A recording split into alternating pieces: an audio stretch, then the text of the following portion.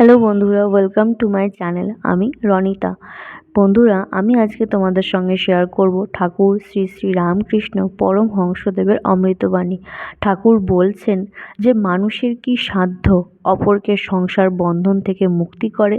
যার এই ভুবন মোহিনী মায়া, তিনিই তো সেই মায়া থেকে মুক্ত হতে পারেন।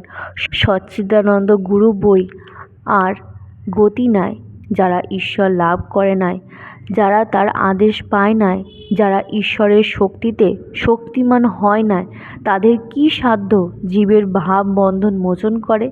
আমি একদিন পঞ্চবটির কাছ দিয়ে ঝাউতলায় বাজছে যাচ্ছিলাম, শুনতে পেলাম যে একটা কোলা ব্যাঙ খুব ডাকছে। বোধ হলো সাপে ধরেছে। অনেকক্ষণ পরে যখন ফিরে আসছি তখনও দেখি ব্যাঙটা খুব ডাকছে। একবার উঁকি মেরে দেখলুম যে কি হয়েছে। দেখি একটা ঢোড়ায় ব্যাঙটাকে ধরেছে, ছাড়তেও পারছে না, গিলতেও পারছে না, এটার যন্ত্রণা ঘুরছে না। তখন ভাবলাম, ওরে, যদি জাত সাপ ধরতো, 3 ডাকের পর ব্যাঙটা চুপ হয়ে যেত। এ একটা ঢোড়ায় ধরেছে কিনা, তাই সাপটারও যন্ত্রণা, ব্যাঙটারও যন্ত্রণা।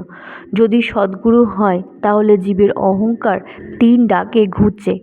গুরু কাঁচা হলে গুরুরও যন্ত্রণা, শিষ্যেরও যন্ত্রণা। শিষ্যের অহংকার আর ঘোচে না, সংসার বন্ধন আর কাটে না। কাঁচা গুরুর পাল্লায় পড়লে শিষ্য মুক্তও হয় না। আজকের ভিডিওটা এই পর্যন্তই। তোমাদের আজকের ভিডিওটা কেমন লাগলো আমাকে অবশ্যই জানাবে। আর আমার ভিডিও তোমাদের ভালো লেগে থাকলে তাহলে আমার চ্যানেল অবশ্যই সাবস্ক্রাইব করবে, লাইক করবে আর অনেক বেশি বেশি করে কমেন্ট করবে। আজকে এই পর্যন্তই, দেখা হচ্ছে নেক্সট ভিডিওতে।